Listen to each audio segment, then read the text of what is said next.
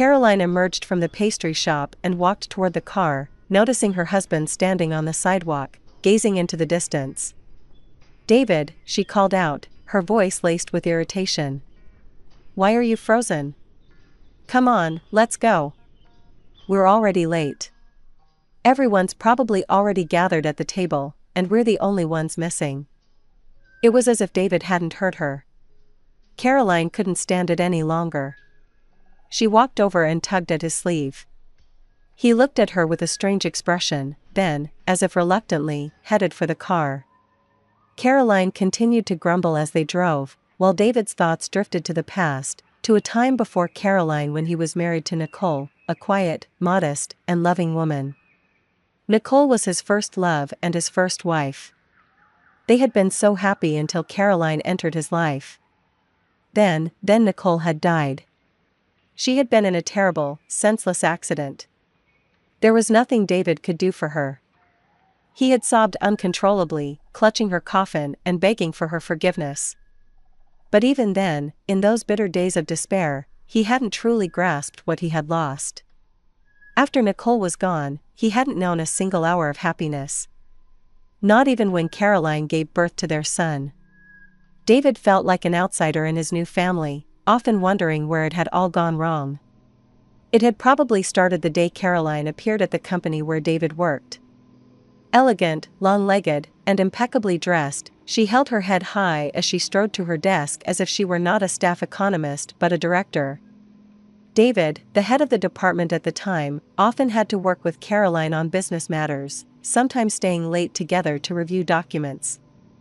One day, their professional relationship crossed the line that usually separated colleagues. Caroline was the instigator. It was late evening, and they were in the office, finishing up a summary of the company's profit figures. Suddenly, Caroline stood up, stretched gracefully, and walked over to sit on David's lap. "What are you doing?" he whispered, taken aback. She silently untied his tie with her thin, nimble fingers, unbuttoned his shirt collar, and pressed her lips to his. "Caroline, I'm married," David protested, but she moved on to more daring caresses. David couldn't push her away. Meanwhile, faithful and loyal Nicole was waiting for him at home. David felt an overwhelming sense of shame towards his wife, but he couldn't refuse Caroline.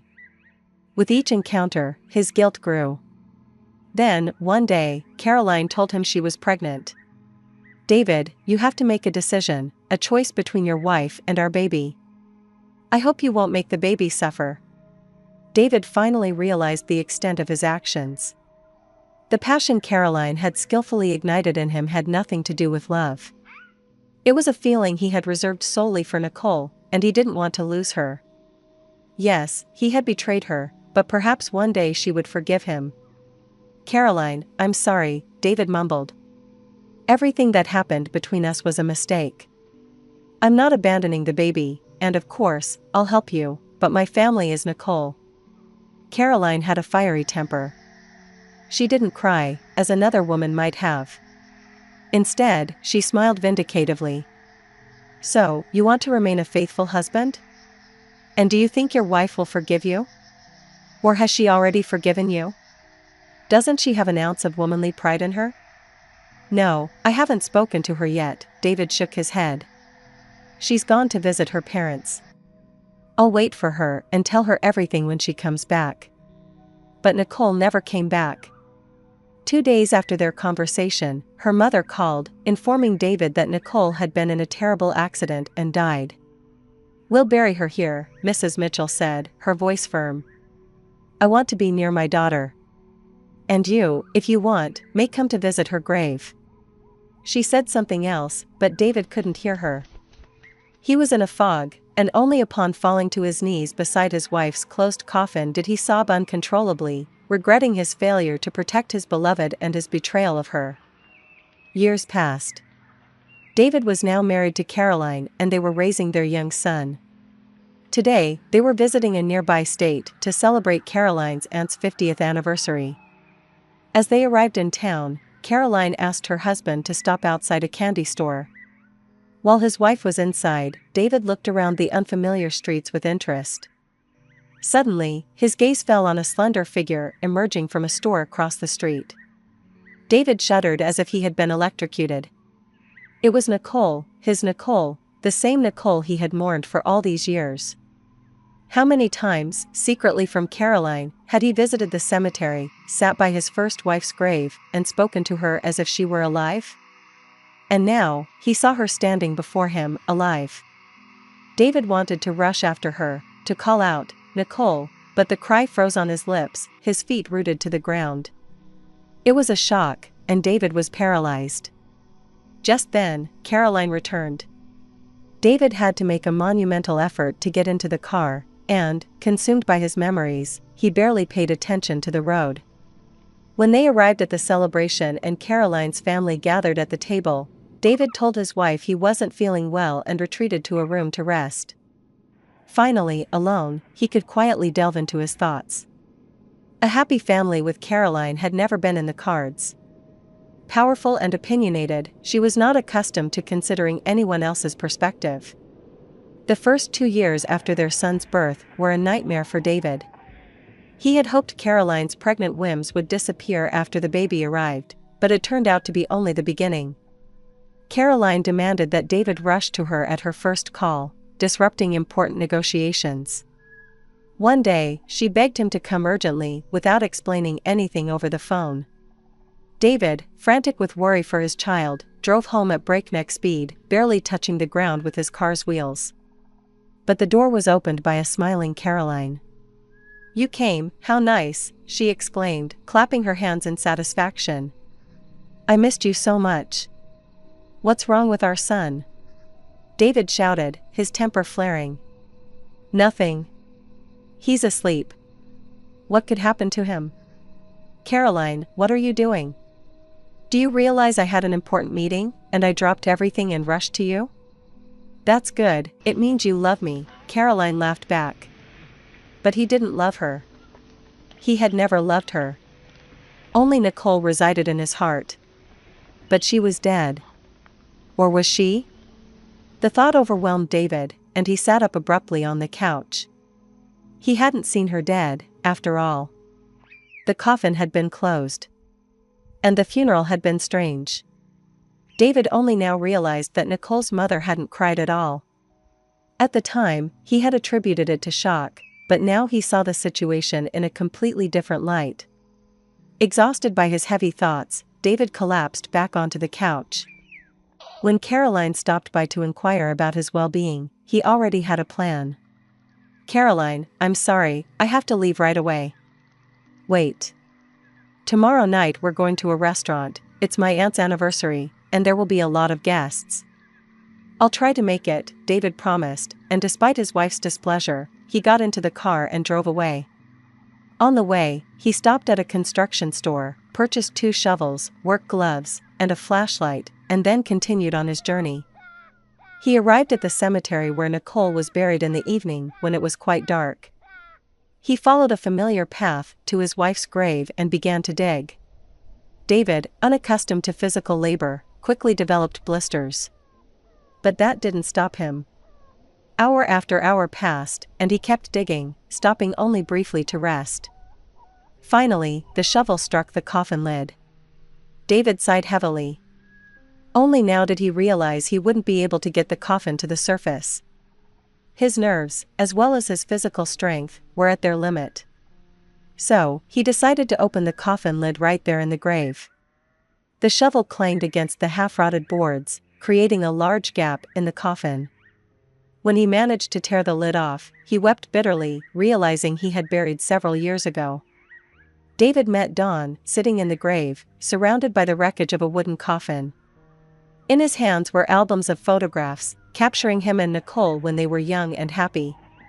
Here, in the coffin, David found a box covered in scarlet velvet, a gift he had once given to his wife. She had kept all his gifts and tokens of affection inside. And all this meant only one thing: that day, he hadn't buried his wife, but her love and his happiness. After retrieving everything from the grave, David somehow managed to fill it back in, then, crushed by everything that had happened, he headed for the exit, drained of energy. He got behind the wheel, drank some water, and immediately, without leaving the cemetery, fell into a deep sleep. That evening, Caroline was furious when she realized David hadn't arrived on time. She approached her aunt and apologized to her husband. "I didn't expect anything else from him," the aunt smirked. "You know, I never liked your David. He doesn't compare to Mason." "Auntie, come on. You know Mason wasn't as malleable as David. When Mason found out I was pregnant, he demanded I get an abortion.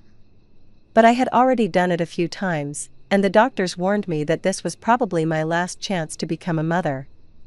I couldn't let it go. Besides, I wanted to get back at Mason, so I turned my attention to David." Caroline laughed. "Oh, if you could have known how crazy Mason was when he found out I started dating David." "So, David has no idea he's raising a son who isn't his?" the aunt asked with a smile. "Of course not, he's so trusting." While talking, the women didn't notice David approaching from behind, carrying a huge bouquet of flowers. "Well," he said, "it's a good thing there's no need for explanations now." "David, you've got it all wrong." "I'll explain," Caroline whispered, confused. "I got it all wrong before. And now everything is falling into place. Happy birthday." David handed the flowers to the woman celebrating her anniversary, then turned and walked away. Caroline rushed after him, grabbed his arm, and began to plead with him to listen. But he calmly pulled away the weeping woman, and Caroline realized she had made an irreversible mistake. David drove straight to Mrs. Mitchell's house and asked the question that had been tormenting him. "Is Nicole alive?" "Don't keep quiet, Mrs. Mitchell, I know everything. I saw her. And I checked at night, and she's not in the coffin. I love your daughter, and I've only ever loved her." "David, if you loved her, then you wouldn't have cheated on her." "How do you know that?" David looked at her, ashamed. "One evening, when Nicole was visiting me, she got a cell phone call. It was your mistress. She told Nicole she was expecting a child from you. And that you loved her. Nicole didn't tell me anything at the time, she just went to her room. She was gone for a long time, and I decided to check on her. I was horrified to see a handful of pills in her hands. She had already taken some, and I called an ambulance to save my little girl. Do you realize I could have lost her?" David sat with his head bowed. Mrs. Mitchell continued ruthlessly. "Oh, David. If you only knew how much she loved you. Then, in the hospital, she kept saying she didn't want to live anymore. I suggested she talk to you. But she decided that since you had chosen someone else, she wouldn't bother you. You see, she decided to set you free. Rightly or wrongly, I supported her. Even though I knew full well that one day the truth would come out and you'd find out. Where is Nicole now? I want to see her." "Why? To torture her again?" "Please, David, don't disturb her life." "I won't give her up to anyone," David shook his head. "And I'll do anything to make her forgive me." "David, she loves you. She still can't get over you. But whether she'll forgive you, I don't know." Mrs. Mitchell sighed and gave him her address. Hearing the doorbell ring, Nicole opened the door and immediately went pale. Standing before her was David, her first and only love, a love she had never managed to erase from her memory. They stared at each other in silence, their eyes locked. Finally, Nicole pulled herself together and asked why he had come. "To tell you that I love you. And always have. I made a terrible mistake once, and I'll never forgive myself for it. Nicole, I'll beg you every day to forgive me. Go away. I don't believe you. You killed our love, and I buried it. Look what I have. This is proof that our love cannot be buried." Nicole looked and recoiled when she saw the photo albums and the scarlet box she had once buried. "Please, David, go away. I won't ruin your family. You have a child. No family and no baby. She deceived me, he's not my son. That doesn't change anything. So, once again, please go away." Nicole said bitterly and closed the door, but David didn't move. He lowered himself along the wall and sat on the floor, wrapping his arms around his knees. He knew firmly that he would do anything to get Nicole back, and he felt that there, behind the door, she was just like him, sitting on the floor, listening to the beating of the heart he had hurt. 3 years passed. David and Nicole were taking a walk in the park near their house. Their little son was sleeping soundly in his stroller, which David pushed in front of him. He put his other arm around his wife's newly rounded waist. "Darling, how lucky I am to have you in my life," David said, stopping and kissing Nicole. "I've been so stupid and blind. But now I will do anything to make you and our children happy. And I love you, David. You know, I felt so bad without you for those few awful years," Nicole said. "Please don't remember. I won't forget for the rest of my life what I owe you." Nicole smiled, looking into her husband's eyes. "Well, everyone in life can make mistakes." "Yes, but not everyone can forgive," David replied and hugged his wife again.